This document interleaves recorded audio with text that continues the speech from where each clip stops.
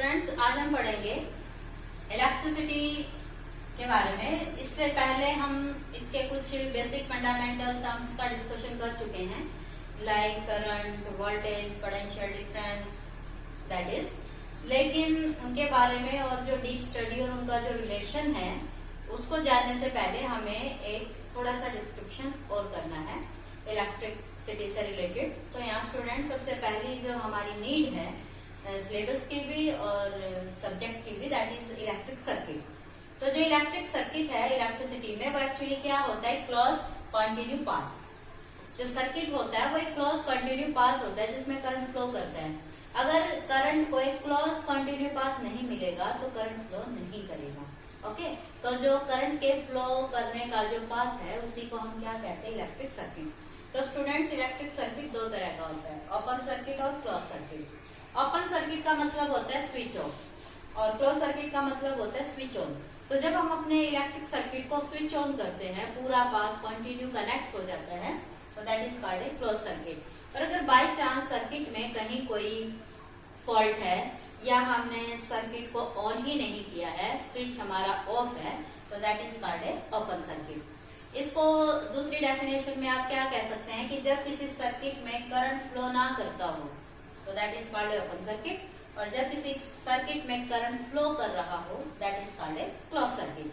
तो close circuit में ही करंट फ्लो करता है, means when you switch on current start flowing through the circuit, and when switch is off या if there is any fault in the circuit, any short circuit, then there is no current and that is called the open circuit.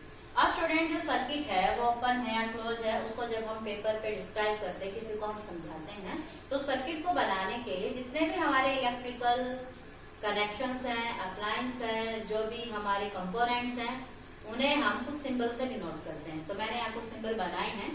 तो symbol of electric circuit में जो सबसे main चीज है वो है हमारी सेल और बैटरी। तो आपको पता है कि सेल और बैटरी है वो करंट प्रोड्यूस करती हैं, सर्किट में करंट को फ्लो करवाती है। इन्हीं की वजह से एक सर्किट में करंट फ्लो करता है। तो ये पोटेंशियल डिफरेंस अप्लाई करके किसी भी सर्किट में करंट के फ्लो को स्टार्ट करती हैं। तो जो सेल है उसे हम दो वर्टिकल लाइन से दिखाते हैं। This two vertical lines, one is longer and one is shorter. तो जो लॉन्गर वर्टिकल लाइन है इसे हम कहते हैं positive terminal of the cell, means it is the high potential, और जो शॉर्ट है that is negative terminal of the cell, means it is at low potential, it is negative terminal. Similarly battery actually combination of two or more cell होता है। जब हम दो या इससे ज्यादा सेल को कंबाइन कर देते हैं तो वो जो बनेगा that system is called battery. तो हमें हाई करंट चाहिए तो हमें एक से ज्यादा सेल लेने पड़ते हैं और उस कॉम्बिनेशन को कहा जाता है बैटरी। जितने आप same kind of cell add करते जाएंगे, बैटरी में करंट की जो वैल्यू है उतने ही टाइम इंक्रीज होती रहेगी। इसके बाद है क्लोज की। तो जब हम कहते हैं कि स्विच ऑन है या ऑफ है, तो किसी सर्किट को कंट्रोल करने में हमें स्विच लगाना पड़ता है कि कब हमें करंट को फ्लो करना है, कब उसे रोकना है। एक सर्किट में करंट फ्लो कर रहा है तो जब हम स्विच को ऑन करते हैं तो जो स्विच होता है या की होता है उसका सिंबल होता है ये। किसी भी सर्किट में स्विच को दिखाने का, स्टार्ट करने का जो सिंबल है वो होता है ये। तो ये दो मैंने ब्रैकेट ली हैं। अगर इनके बीच में डॉट है तो हम कहेंगे कि हमने स्विच ऑन कर दिया है, और इसको हम इस वे में भी दिखा सकते हैं कि ये जो दो टर्मिनल है एक दूसरे से कनेक्ट है। जो ओपन की है, मेन सर्किट में करंट फ्लो नहीं कर रहा है, हमने अभी स्विच ऑन नहीं किया है, तो इसको हम इससे दिखाते हैं। मीन्स ये जो ब्रैकेट के अंदर वाला हिस्सा ये खाली है, means there is air gap, और जब तक एयर गैप रहेगा that is insulation, means no conduction, circuit is incomplete. और इसको हम ऐसे भी दिखा सकते हैं कि ये जो दो टर्मिनल है इनके बीच में आप गैप कर दीजिए, this is also open. Student, जो भी इलेक्ट्रिकल अप्लायंस हम यूज करते हैं उसको सर्किट में हम कहते हैं रेजिस्टेंस, लोड, रजिस्टर, आप कोई भी नाम इसे दे सकते हैं। तो सर्किट में जो अप्लायंस आपने लगाया है उसको हम रेजिस्टेंस से शो करते हैं। रेजिस्टेंस का जो सिंबल है वही है जिगजैग लाइन। और स्टूडेंट्स, अगर रेजिस्टेंस की वैल्यू फिक्स है तो ये वाला सिंबल, और अगर रेजिस्टेंस की वैल्यू वेरी करती है तो हम उस रजिस्टर को क्या कहते हैं, रियोस्टेट। तो जो आपका फिजिक्स लैब है उसमें जब हम इलेक्ट्रिसिटी से रिलेटेड एक्सपेरिमेंट करते हैं, जब हमें करंट की वैल्यू को चेंज करना होता है तो एक्चुअली ये वाला हम सिस्टम यूज करते हैं, रियोस्टेट, कि जब हमें करंट को इंक्रीज करना है तो रियोस्टेट को स्लाइड किया जाता है, ये स्लाइडर होता है। ओके, और ये नंबर ऑफ टर्न्स होते हैं किसी कॉइल की।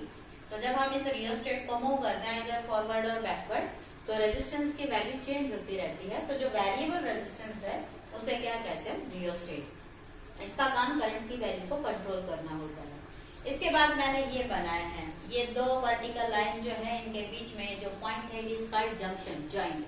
तो जब दो कनेक्टिंग वायर एक दूसरे को ज्वाइंट करती हैं, मीट करती हैं, तो this is the point of junction, या यू कैन से ज्वाइंट। लेकिन जब दो वायर एक दूसरे से बिल्कुल अलग चलती हैं, कि एक वायर ये है और एक वायर ये है, जब ये ऐसे हैं कि उनके बीच में गैप है, तो देखिए ये जो वायर है इसके पीछे वाली वायर हमें क्या लगेगी? ये इससे चिपकी हुई है।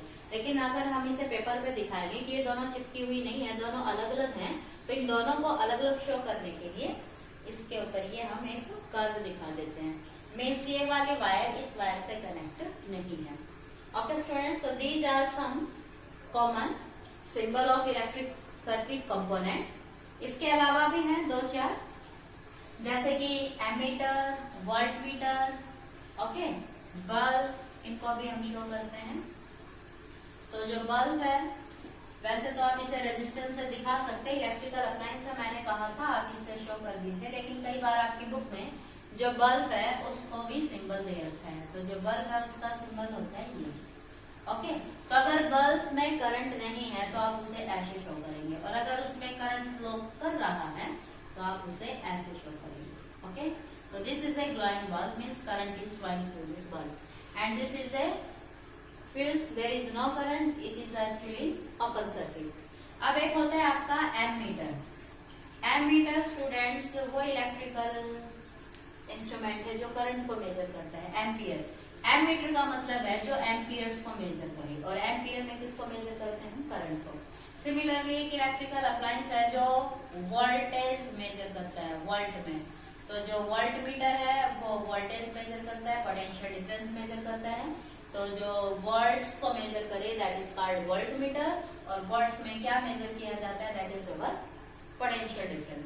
इसी तरह से एक इलेक्ट्रिकल इंस्ट्रूमेंट और होता है गैल्वेनोमीटर, कैपिटल जी से इसे हम डिनोट करते हैं।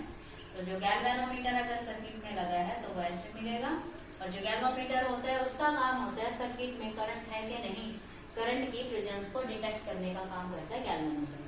तो ये कुछ इलेक्ट्रिकल अप्लायंस है जो हमारे सिलेबस में है। अब स्टूडेंट्स हम एक जनरल बात करेंगे। लास्ट हमारे लेक्चर में क्या था कि हमने एक प्रॉपर्टी पढ़ी थी कंडक्टर की, रेजिस्टेंस, और वो क्या था? This is the actually property of the conductor which oppose the flow of current या which resist to the flow of electrons. तो ये जो रेजिस्टेंस है ये कंडक्टर की डायमेंशन पे डिपेंड करता है। कैसे? कि ये हमारे पास एक कंडक्टर है, ओके, कोई भी मटेरियल जिसमें करंट फ्लो करता है, और ये हमें पता है कंडक्टर है तो उसके अंदर क्या है? फ्री इलेक्ट्रॉन्स है। ओके, तो देखिए ये जब फ्री इलेक्ट्रॉन्स चलते हैं तो इनकी संख्या बहुत ज्यादा है, तो चलते चलते एक दूसरे से टकराते हैं, जिसकी वजह से इस इलेक्ट्रॉन को यहाँ तक पहुंचने में दिक्कत का सामना करना पड़ता है, क्योंकि इन सबकी डायरेक्शन होती है रैंडम, आगे पीछे दाएं बाएं, कोई इनके ऊपर कंट्रोल नहीं होता है, किसी भी डायरेक्शन में जाए। लेकिन जब एक इलेक्ट्रॉन को डिस्प्लेस होना होता है तो ये एक दूसरे के मोशन को करते हैं अपोज, एक दूसरे से टकराते रहते हैं, और जब ये इलेक्ट्रॉन एक दूसरे से टकराते हैं इस प्रॉपर्टी को हम क्या कहते हैं? रेजिस्टेंस। इलेक्ट्रॉन को मूव करने में दिक्कत हो रही है, और इलेक्ट्रॉन को मूव करने में दिक्कत है तो इट करंट क्या होगा? लो। तो स्टूडेंट्स अगर इस कंडक्टर की लेंथ बढ़ा दी जाए, डबल कर दी जाए, अब इसकी लेंथ L है, इसको अगर हम 2L कर दें तो जाहिर सी बात है ये इलेक्ट्रॉन जो यहाँ से यहाँ जाना चाहता था, जितना इसका डायमेंशन चेंज होगा, मीन्स अगर इस एंड से इस एंड तक अब इलेक्ट्रॉन को जाना पड़े तो देखिए उसे अब कितना लंबा रास्ता तय करना पड़ेगा। अगर इस वाले केस की हम बात करें तो इलेक्ट्रॉन को यहाँ से यहाँ तक जाने में सिर्फ इतनी डिस्टेंस कवर करनी थी, और इस वाले में अगर हम बात करें तो इलेक्ट्रॉन को यहाँ से यहाँ तक जाने में डबल लेंथ कवर, मीन्स जितना रास्ता लंबा होगा इसको उतना ही ज्यादा डिस्टर्बेंस फेस करना पड़ेगा, मीन्स उतना ही ज्यादा रेजिस्टेंस होगा। तो हमने कहा था कि resistance is directly proportional to length. अगर लेंथ डबल है तो रेजिस्टेंस भी डबल हो जाएगा। अब हम बात करते हैं इसके एरिया ऑफ क्रॉस सेक्शन की। तो देखिए यहाँ जो इलेक्ट्रॉन्स हैं, अगर area of cross section increase हो जाएगा तो देखिए इलेक्ट्रॉन को यहां से यहां जाना है। यहाँ जब इसकी थिकनेस कम थी तो यहाँ इधर से इधर जाने वाले इलेक्ट्रॉन कम थे, लेकिन जब इसकी थिकनेस बढ़ गई है तो यहाँ से यहाँ जाने वाले इलेक्ट्रॉन्स की संख्या बढ़ गई है। मीन्स करंट फ्लो करेगा, जितने ज्यादा से ज्यादा चार्ज इलेक्ट्रॉन फ्लो करेंगे one end to another end. तो देखिए यहाँ से तो प्रोबेबिलिटी है कम इलेक्ट्रॉन्स की यहाँ से यहाँ तक पहुंचने की, क्योंकि यहाँ नंबर ऑफ इलेक्ट्रॉन्स है कम। लेकिन इस वाले एरिया में नंबर ऑफ इलेक्ट्रॉन्स ज्यादा हैं, तो यहाँ मान लिया 3 से 4 इलेक्ट्रॉन है इस थिकनेस में, तो 3 से 4 में कम से कम 1 इलेक्ट्रॉन तो इधर जा सकता है, और यहाँ एक ही है तो इसको यहाँ तक यहाँ जाने में बहुत ज्यादा दिक्कत का सामना करना पड़ेगा। तो देखिए एक तो प्रोबेबिलिटी है सिर्फ 1 इलेक्ट्रॉन इधर जा सकता है, और एक प्रोबेबिलिटी है कि 3 में से कम 1 तो जा ही सकता है। तो इट मीन्स जब थिकनेस बढ़ती है, एरिया ऑफ क्रॉस सेक्शन बढ़ता है, तो रेजिस्टेंस डिक्रीज होता है। मीन्स इलेक्ट्रॉन्स की प्रोबेबिलिटी अगर इंक्रीज होगी मूवमेंट की तो रेजिस्टेंस डिक्रीज हो जाएगा। तो हमने यही पढ़ा था कि resistance is inversely proportional to area, और जब इन दोनों को हमने मिलाया था तो ये बन गया था दिस, और जब इस साइन को हमने हटाया था तो ये बन गया था दिस। और ये जो है ये एक्चुअली कांस्टेंट ऑफ प्रोपोर्शनलिटी है, ये कांस्टेंट है, और इस कांस्टेंट को कहा जाता है रेजिस्टिविटी ऑफ द मटेरियल। ये कांस्टेंट होता है, किसी भी मटेरियल की रेजिस्टिविटी क्या होती है, constant. It is the resistivity of the material. तो अगर हम रेजिस्टिविटी निकालेंगे तो ये रेजिस्टिविटी क्या हो जाएगी, RA/L। तो ये हमने क्या कहा था कि इट इज रेजिस्टेंस। अगर एरिया भी 1 हो और लेंथ भी 1 हो, अगर मैं इसको सेंटीमीटर में लिखूं तो इसे भी सेंटीमीटर में लिखोगे, मिलीमीटर है तो मिलीमीटर में।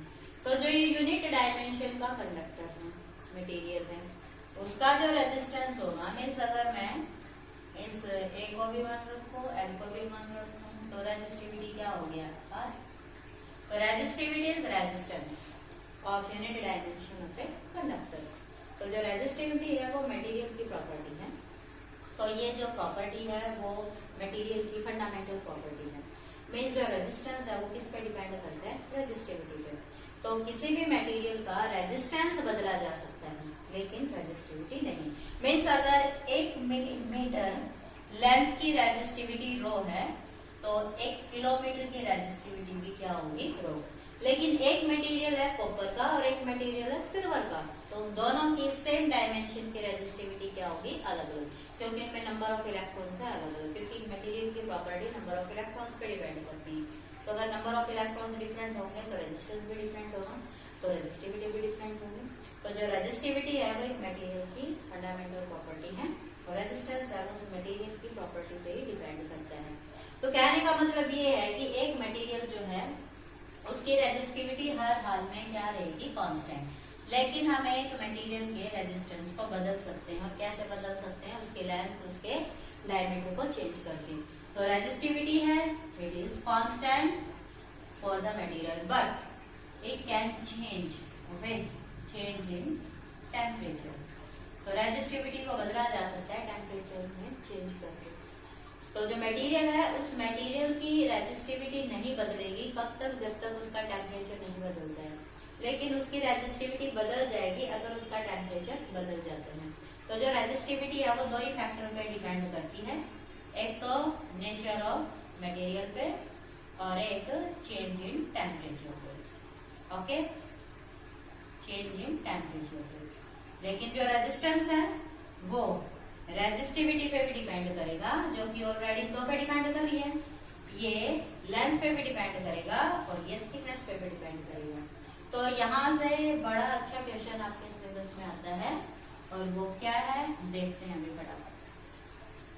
तो देखिए यहाँ हमारे पास जो केसेस होंगे वो क्या होंगे, कि लेट हमारे पास एक कॉपर मटेरियल है, कॉपर जिसकी लेंथ है L, एरिया है A और इसका रेजिस्टेंस है R।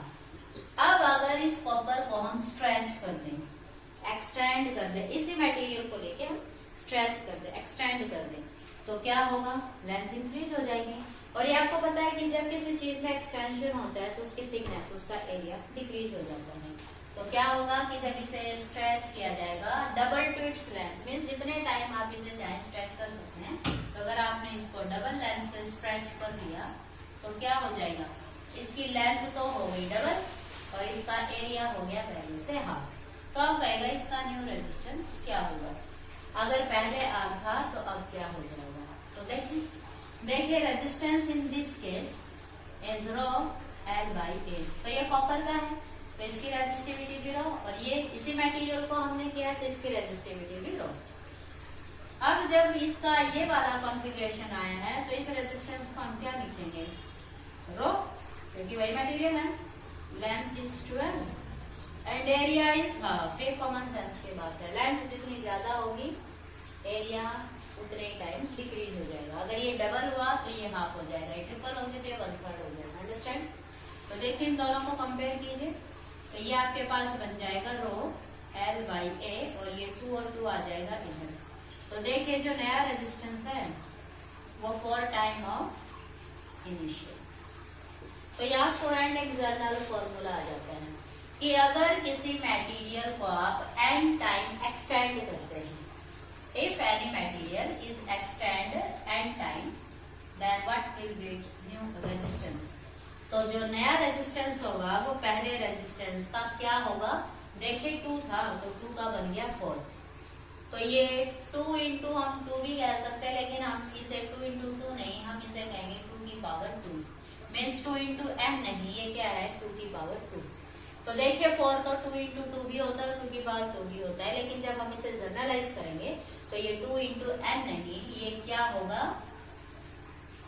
2n की power 2। n means 2 and that is 2। तो 2 का स्क्वायर क्या हो जाएगा 4।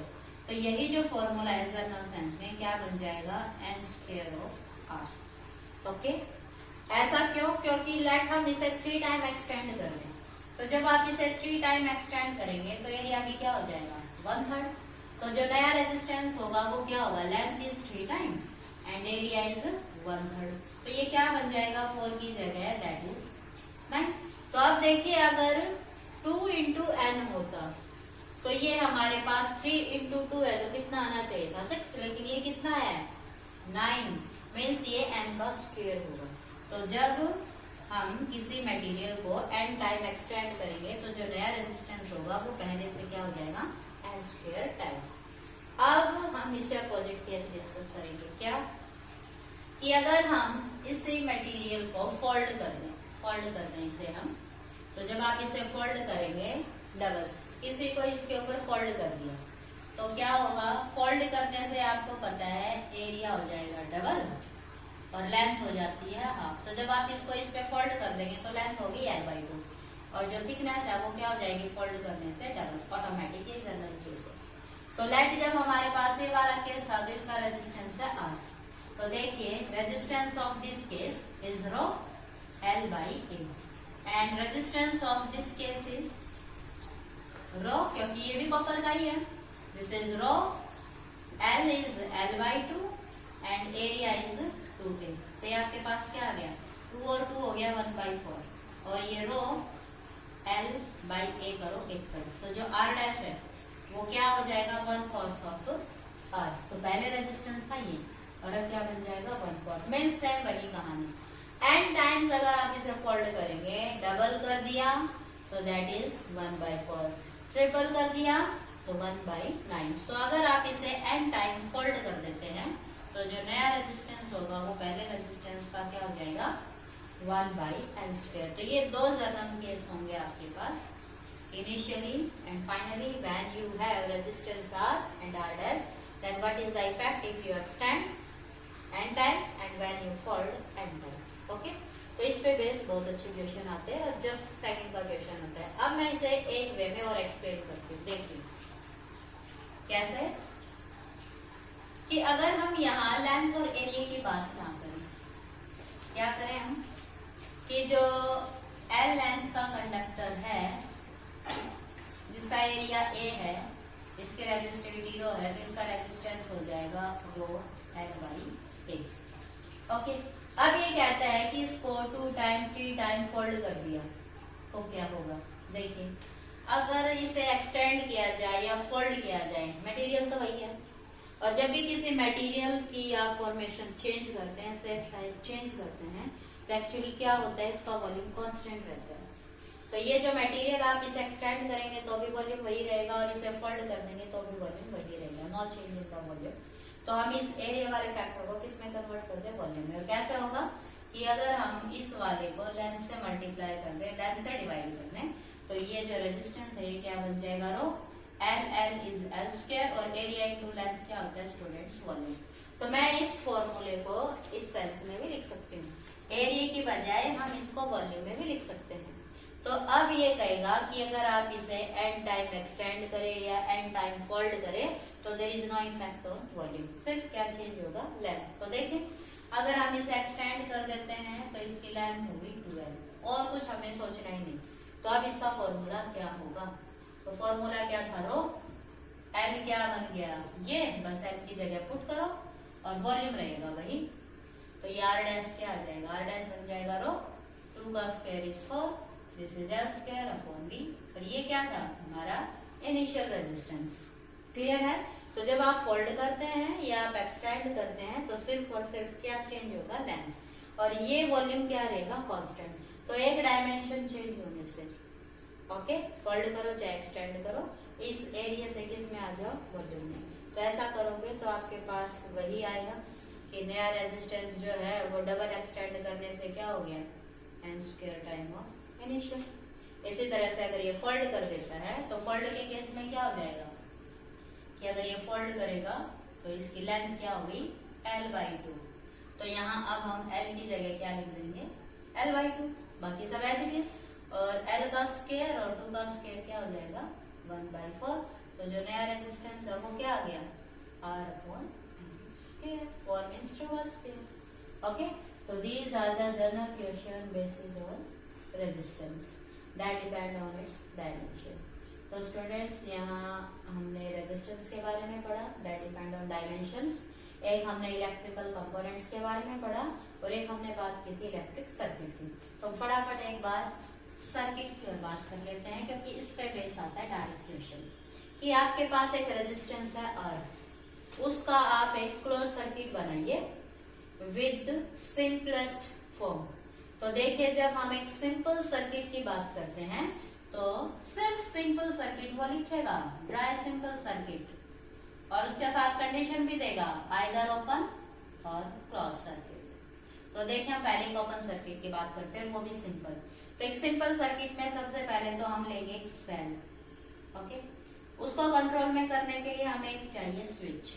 तो अगर सर्किट ओपन है तो आप इसे ओपन रखेंगे, खाली रखेंगे, और एक हमें चाहिए अपना इलेक्ट्रिकल अप्लायंस, और उसे हमने क्या कहा था, रजिस्टर। तो ये वाला जो सर्किट है ये ओपन सिंपलेस्ट सर्किट है। तो क्वेश्चन थ्योरी में भी आ जाता है कि एक सिंपल सर्किट की बेसिक रिक्वायरमेंट बताइए क्या है। तो एक सिंपल सर्किट में कम से कम हमें एक क्या चाहिए, इलेक्ट्रिकल अप्लायंस, जिसे हम क्या कहते हैं, रजिस्टर या रेजिस्टेंस। दूसरा हमें क्या चाहिए, एक सेल, और तीसरा हमें क्या चाहिए, एक स्विच, और एक हमें क्या चाहिए, कनेक्टिंग वायर। तो देखिए इलेक्ट्रिकल अप्लायंस में कनेक्टिंग के वायर के बिना तो हम कुछ कर ही नहीं सकते। तो सर्किट पूरा करना है तो कनेक्टिंग वायर्स तो चाहिए हमें, ओके। तो ये 4 बेसिक रिक्वायरमेंट होते हैं सिंपल सर्किट के लिए। अगर ये ओपन है तो आप इस जगह को खाली रखिए, और अगर ये क्लोज है तो यहाँ एक डॉट लगा दीजिए, मीन्स हमने इस एयर गैप को फिल कर दिया। तो जैसे यहाँ स्विच ऑन होगा सेल करंट प्रोड्यूस करेगी and that flow in this circuit. तो this is our close circuit, simplest close circuit. तो ओपन सर्किट, क्लोज सर्किट आप ध्यान रखेंगे कैसे बनाते हैं सिंपलेस्ट, और ये इसकी बेसिक रिक्वायरमेंट है। अब स्टूडेंट्स जो क्वेश्चन पूछा जाता है वो पूछा जाता है कि एक सर्किट बनाइए जिसमें उस रेजिस्टेंस की वोल्टेज मेजर करने वाला भी कंपोनेंट हो, सर्किट में कितना करंट फ्लो करता है वो मेजर करने वाला कंपोनेंट भी हो। तो देखिए करंट जो मेजर करता है उसे हम क्या कहते हैं, एमीटर। क्या करता है, करंट मेजर करता है। तो ammeter is a circuit appliance which measure current in the circuit. और एक हम लेंगे वोल्टमीटर। वोल्टमीटर का काम होता है उस रेजिस्टर के टर्मिनल्स के अक्रॉस पोटेंशियल डिफरेंस मेजर करना। तो वोल्टमीटर का काम होता है वोल्टेज या you can say potential difference measure करना। तो हमें उस रेजिस्टेंस के साथ ये दोनों भी लगाने हैं। तो स्टूडेंट्स करंट है वो सेल से चलता है पूरे सर्किट में घूम के सेल तक आता है, that is a close path. तो करंट है वो पूरे सर्किट में घूमना चाहिए, कहीं से भी बचना नहीं चाहिए। तो एमीटर सारे को मेजर करे, कहीं से नहीं बचे। तो एक एमीटर को सर्किट में हमेशा सीरीज में लगाया जाता है। और पोटेंशियल डिफरेंस होता है बिटवीन द टू टर्मिनल्स। तो टू टर्मिनल्स का मतलब इसे हमेशा उस रेजिस्टर के कहाँ लगाना पड़ेगा, पैरेलल में। तो ये दो डिफरेंस भी बन गए कि ammeter is a device which measure current, voltmeter is a device which measure potential difference, ammeter is connected in series, voltmeter is connected in parallel. यहाँ एक बेसिक बात और है कि एमीटर का काम है करंट मेजर करना, और जो करंट है वो रेजिस्टेंस के इनवर्सली प्रोपोर्शनल होता है। तो जो आप सर्किट में ऐड करते हैं उस कंपोनेंट को करंट मेजर करना है। और अगर सर्किट का रेजिस्टेंस बढ़ा इस कंपोनेंट की वजह से, तो सर्किट में करंट की वैल्यू और घट जाएगी। तो एक एमीटर है वो जो आइडियल एमीटर होता है उसका रेजिस्टेंस नहीं होना चाहिए। ओके, हम जो एक्स्ट्रा एलिमेंट लगा रहे हैं अगर वो भी रेजिस्टेंस ओवर करेगा तो सर्किट का करंट डिक्रीज हो जाएगा। लेकिन हम चाहते हैं कि जितना करंट है वो ये मेजर करे, तो ये खुद कोई रेजिस्टेंस ना रखे। तो रेजिस्टेंस तो देखिए होगा ही होगा। जो भी हमारे पास मटेरियल है उस मटेरियल का कुछ ना कुछ फाइनाइट रेजिस्टेंस होता है। आइडियल केस सिर्फ कहने के होते हैं, काल्पनिक होते हैं। आइडियल नेचर में कुछ एग्जिस्ट नहीं करता, ना नेचुरल ना man made. There is some component. अगर हम रेजिस्टेंस की बात कर रहे हैं तो एमीटर में भी कुछ ना कुछ रेजिस्टेंस होगा। तो जब हम एक प्रैक्टिकल सेंस की बात करते हैं तो एमीटर का रेजिस्टेंस क्या होना चाहिए, कम से कम। जीरो तो नहीं होगा क्योंकि जीरो होता है कम से कम तो, लेकिन जीरो नहीं हो सकता, it is not possible because it is made up of some material and every material has some finite resistance. लेकिन फिर भी हम कोशिश करेंगे कि इसका रेजिस्टेंस कम से कम हो। तो एमीटर है वो करंट मेजर करेगा, लेकिन उसका रेजिस्टेंस क्या होना चाहिए, मिनिमम, ताकि वो जितना भी करंट बने उस सारे को मेजर कर सके। इसी तरह से वोल्टमीटर, देखिए वोल्टमीटर का काम है पोटेंशियल डिफरेंस मेजर करना, जो कि सर्किट के लगेगा पैरेलल में। तो देखिए जब भी कोई जंक्शन आता है तो करंट के पास दो रास्ते होते हैं, ये हमारा रेजिस्टेंस और ये हमारा वोल्टमीटर। तो देखिए करंट जैसे जंक्शन पे आएगा, रेजिस्टेंस के पैरेलल में वोल्टमीटर लगा हुआ है, तो करंट को यहाँ नहीं जाना चाहिए, क्योंकि सर्किट में हमें टोटल करंट मेजर करना है और इसे सिर्फ इसका पोटेंशियल डिफरेंस मेजर करना है। तो ये सर्किट का करंट कंज्यूम ना करे, सारा करंट हमारे रजिस्टर से जाए, तो ये करंट ना ले। तो हमारी प्रॉपर्टी ये होनी चाहिए कि वोल्टमीटर करंट ना दे। तो अगर रेजिस्टेंस ऑफ वोल्टमीटर ज्यादा से ज्यादा होगा तो इसमें से करंट जाने की संभावना कम से कम होगी। तो जब हम एक आइडियल केस की बात करते हैं तो उसका ज्यादा से ज्यादा रेजिस्टेंस कितना होना चाहिए, इनफाइनाइट। लेकिन इनफाइनाइट भी कुछ नहीं होता, हर चीज की कुछ ना कुछ लिमिट होती है। तो वोल्टमीटर का रेजिस्टेंस इनफाइनाइट तो नहीं हो सकता, लेकिन फिर भी हम कोशिश करेंगे कि इसका रेजिस्टेंस ज्यादा से ज्यादा हो ताकि करंट इसमें से फ्लो ना करके हमारे सर्किट में फ्लो करे। तो एक डिफरेंस ये आ गया कि एमीटर है वो मिनिमम रेजिस्टेंस का होना चाहिए और वोल्टमीटर है वो मैक्सिमम रेजिस्टेंस का होना चाहिए। तो अब हम अपने एक सर्किट डायग्राम की बात कर रहे थे, जो कि एक एसेंशियल कंपोनेंट्स के साथ लगाना है कि वो सर्किट के पैरामीटर भी मेजर करे। तो देखिए हमने एक सिंपल सर्किट तो बनाया ही था। ओके, सेल ली थी, एक स्विच लिया था और ये हमने अपना रेजिस्टेंस लिया था। तो ये सेल कितना करंट देगी स्विच ऑन करते ही, ये हमें मेजर करना है। और इसके दो टर्मिनल्स के बीच में कितना पोटेंशियल डिफरेंस हुआ वो हमें मेजर करना है। तो पोटेंशियल डिफरेंस इसके दो टर्मिनल के बीच में है, तो उसके लिए हम यहाँ कनेक्ट कर देंगे। This is called your parallel combination. तो वोल्टमीटर लगेगा यहाँ, एमीटर क्योंकि पूरे सर्किट का करंट मेजर करता है तो इसको लगा दो यहाँ सीरीज में। तो एमीटर लगेगा यहाँ। आप एमीटर को यहाँ लगा सकते हैं, यहाँ लगा सकते हैं, यहाँ लगा सकते हैं, यहाँ यहाँ यहाँ कहीं भी, मीन्स यहाँ मत लगाना क्योंकि इसका काम है इस पूरे सर्किट का करंट मेजर करना। अगर आपने यहाँ लगा दिया एमीटर वोल्टमीटर की जगह अगर आपने बदल दी तो सारा गड़बड़ झाला हो जाएगा। क्यों? क्योंकि इसका काम था करंट मेजर करना और ये सीरीज में होगा तभी कर पाएगा। पैरेलल में अगर चला गया तो करंट के पास दो रास्ते हो जाएंगे, या तो यहाँ से जाएगा या यहाँ से जाएगा। तो यहाँ जितना करंट जाएगा उतना ही मेजर करेगा, यहाँ से क्या है इसको नहीं पता चलेगा। तो ammeter always in series and voltmeter is always in parallel. Okay, तो this is our circuit diagram. तो अगर आपके पास क्या हो दो रेजिस्टेंस, एक नहीं दो इलेक्ट्रिकल अप्लायंस हो आपके पास इस तरह से, और ये कह दे कि सर्किट में टोटल कितना करंट जाएगा, तो बताइए आप वोल्टमीटर कहाँ लगाएंगे। तो देखिए हमें इन दोनों के लिए पोटेंशियल डिफरेंस चाहिए तो हम लगाएंगे यहाँ, एमीटर तो यहाँ हो ही जाएगा। अगर इन दोनों का टोटल पोटेंशियल डिफरेंस चाहिए तो आप लगाइए यहाँ, एक इसका और एक इसका, that is R1 and R2, दोनों का कलेक्टिव पोटेंशियल डिफरेंस। लेकिन सिर्फ एक का ही मेजर करना है, फिर आप क्या करेंगे, एक का मेजर करना है, R1 का या R2 का, तो आप सिर्फ इसके साथ लगाएंगे। R1 का मेजर करना है तो R1 के साथ, R2 का क्या है, अगर इसको अलग से मेजर करना है तो भाई इसका लगाओ अलग से। अगर दोनों का हमें अलग अलग चाहिए तो दोनों के वोल्टमीटर होंगे अलग अलग, और दोनों का टोटल चाहिए तो दोनों का लगा देना एक। क्लियर है? तो this is the circuit diagram for ampere end voltage measurement. अब स्टूडेंट्स ये जो दो रेजिस्टेंस है ये इसकी बजाय इस सेंस में भी लग सकते हैं, इस तरह से, ऐसे कि ऐसे लगा दें,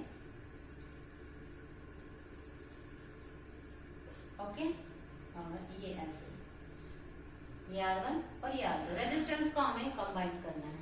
तो आप देखिए एमीटर तो वही लगेगा सीरीज में, लेकिन जो वोल्टेज है, जो पोटेंशियल डिफरेंस है, वो अगर R1 के लिए चाहिए या R2 के लिए चाहिए, दोनों का पॉजिटिव तो एक तरफ है, दोनों का नेगेटिव एक तरफ है, तो पोटेंशियल डिफरेंस जो यहाँ है वही यहाँ होगा, वही यहाँ होगा।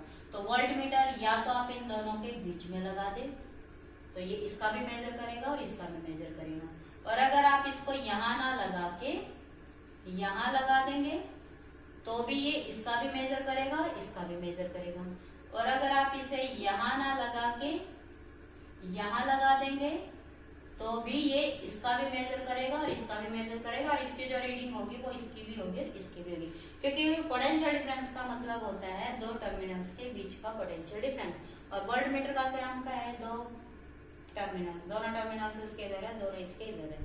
तो इस केस में इसके साथ लगाओ चाहे इसके साथ लगाओ, चाहे बीच में चाहे ऊपर या नीचे, इन दोनों का एक ही लगेगा, and that is common for this and this. तो this is your circuit diagram with the proper component.